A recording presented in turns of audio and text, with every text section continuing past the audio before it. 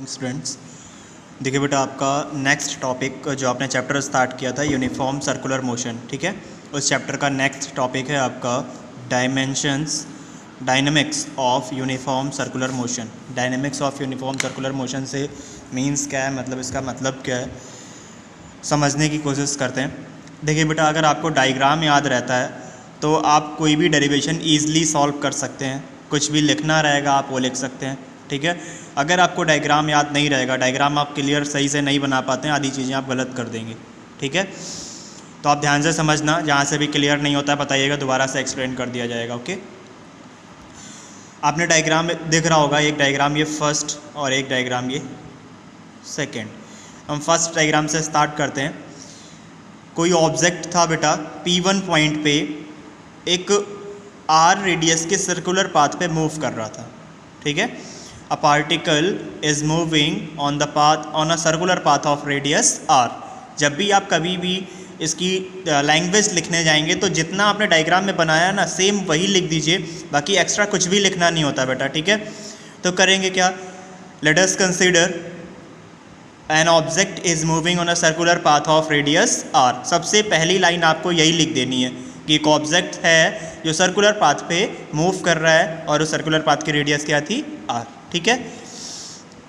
अब जो पार्टिकल था बेटा P1 पॉइंट से P2 पॉइंट तक डेल्टा S डिस्प्लेसमेंट के साथ डेल्टा थीटा एंगल मूव करने के बाद P2 पॉइंट पे पहुंच जाता है, ठीक है। तो क्या लिखेंगे, let object moves from P1 with velocity v1 and displaced by delta s to reach P2 when its velocity is v2 and angle of deviation, या सिंपल सा बोल सकते हैं एंगल कितना आ जाएगा, डेल्टा थीटा, ठीक है।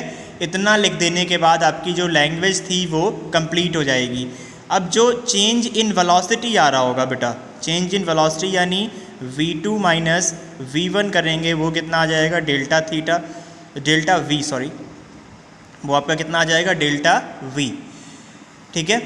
v1 क्या थी, इनिशियल वेलोसिटी, v2 क्या है, जब P2 पे आप पहुँचे हैं डेल्टा थीटा का रेडिएशन मूव करके, तो v2 पॉइंट पे जब पहुँचे, P2 पॉइंट पे पहुँचे हैं v2 वेलोसिटी के साथ, तो वहाँ पे ये क्या थी, आपकी फाइनल वेलोसिटी थी, ठीक है। अब हम लोग स्टार्ट करने जा रहे हैं कौन सा ट्रायंगल, देखिए, in triangle O P1 P2।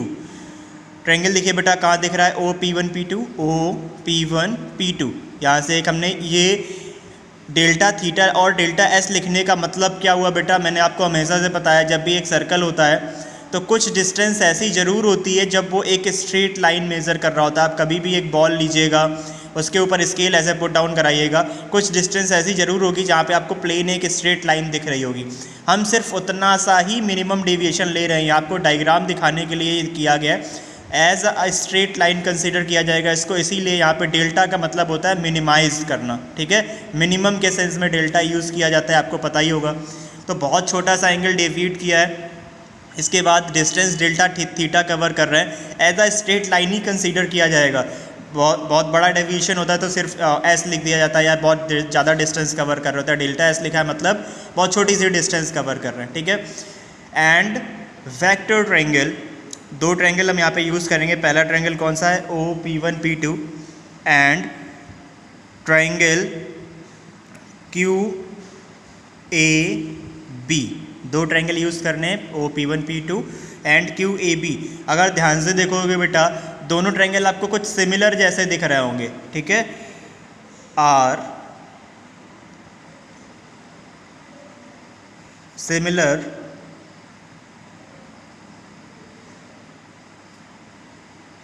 Triangles, ठीक है। O P1 P2 and Q A B are similar triangles, दो सिमिलर ट्रायंगल थे। तो by using similar triangle property आप यूज़ करिए। यहाँ P1 P2 अपॉन बेटा क्या आ जाएगा, P1O, ठीक है। इक्वल में क्या लिखेंगे, AB अपॉन AQ। अब देखिए बेटा, P1 P2 क्या है, डिस्टेंस सिर्फ डेल्टा S कवर कर रहा है ना, P1 P2 की प्लेस पे क्या लिख देंगे, डेल्टा S, ठीक है। अब P1Q, P1Q क्या है, ध्यान से देखिए बेटा, P1 और Q, P1O सॉरी, P1O था ना, यहाँ पे P1O की डिस्टेंस क्या है, R, यहाँ पे क्या लिख देंगे, R इक्वल। अब AB की डिस्टेंस देखिए बेटा, डेल्टा V है ना, यहाँ पे क्या लिख देंगे, डेल्टा V अपॉन, अब AQ था आपके पास, यहाँ पे क्या आ जाएगा, V1, या सिर्फ क्या लिख सकते हैं, V, ठीक है। अब ध्यान से देखिएगा बेटा, जो डेल्टा V है, जो डेल्टा V था, सिर्फ ये क्या करेंगे, V का क्रॉस मल्टीप्लाई करा दीजिए, तो delta V change in velocity जो आपका आएगा V upon R into delta S, कुछ इस तरह से लिख दिया जाएगा, ठीक है। V upon R into delta S, ये लिखा क्यों गया अभी वो भी बताते हैं बेटा। Both on dividing by delta T, इसको इक्वेशन फर्स्ट लेट कर लेते हैं, यहाँ क्या लिखेंगे, on dividing by delta T both side,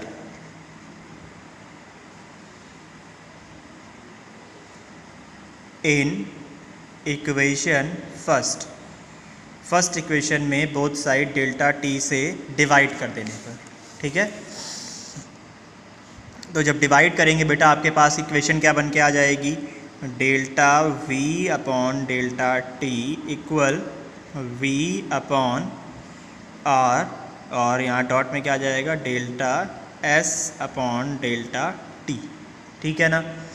अब देखिए बेटा ध्यान से, अब यहाँ पे लिमिट यूज़ करेंगे। जब भी आप 12th में जाएंगे बेटा, तो आपको मे बी 11th में भी होगा आपके मैथ्स में लिमिट्स पढ़ाए जाएंगे, ठीक है। और 12th में तो कंफर्म है कि है ही लिमिट आपको पढ़नी है मैथ्स में, हो सकता है 11th में भी हो। मैं यहाँ आपको बहुत ज़्यादा डिस्क्राइब करूँगा भी नहीं और करना भी नहीं चाहिए, आपको जितना रिक्वायर्ड है फिजिक्स में उतना बता दिया जाएगा, बाकी आप मैथ में सीखेंगे ही, ठीक है।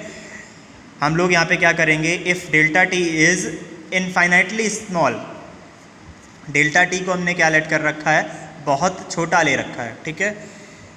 If delta T is infinitely small, ठीक है, देन क्या हो जाएगा बेटा, लिमिट ऑफ, ये स्टार्ट कहाँ से होगी, डेल्टा T टेंड्स टू 0, ठीक है। यहाँ पे क्या लिखेंगे, delta V upon delta T equal में बेटा क्या आ जाएगा, V अपॉन R, ये तो कंफर्म था।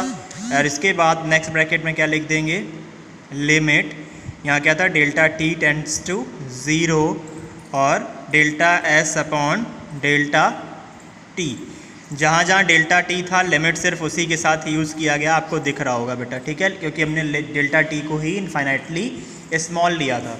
अब जब भी लिमिट्स यूज़ करते हैं, delta T tends to 0, delta S upon delta T, तो ये आपका क्या बन जाएगा, एक एक्सेलरेशन, इंस्टेंटेनियस एक्सेलरेशन, और दूसरा इंस्टेंटेनियस वेलोसिटी। कैसे इंस्टेंटेनियस एक्सेलरेशन क्यों हो जाएगा, ध्यान से देखना बेटा, जो एक्सेलरेशन का फॉर्मूला होता है, एक्सेलरेशन का फॉर्मूला क्या होता है बेटा, change in velocity, final velocity minus initial velocity upon time होता है, ठीक। एक्सेलरेशन यही तो होता है ना। अब अगर यहाँ ये टाइम क्या ले लिया जाए, इनफाइनाइटली स्मॉल, इनफाइनाइटली स्मॉल का मतलब बहुत छोटे टाइम के लिए यूज़ कर रहे हैं, तो ये तो पहले तो इनका चेंज इन वेलोसिटी में ये डेल्टा V बन जाता है आपका।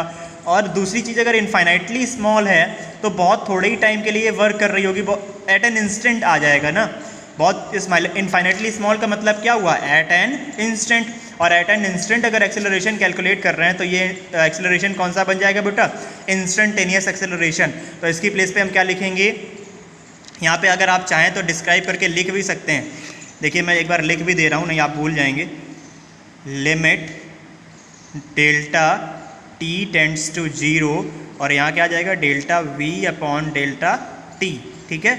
ये जो था आपका किसके इक्वल आ जाएगा बेटा,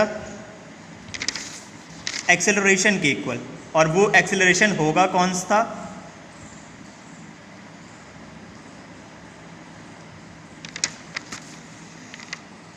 इंस्टेंटेनियस, ठीक है। जो ये एक्सेलरेशन आपका आएगा बेटा, कौन सा एक्सेलरेशन आएगा, इंस्टेंटेनियस एक्सेलरेशन होगा।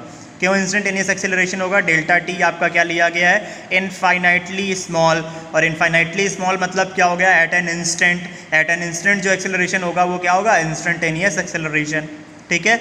वैसे ही आप यहाँ भी ध्यान से देखिए, जो आपका आएगा क्या बेटा, limit delta t tends to 0 और यहाँ पे क्या था, delta s upon delta t, short distance in short interval of time, speed equal distance upon time होता है, ठीक है।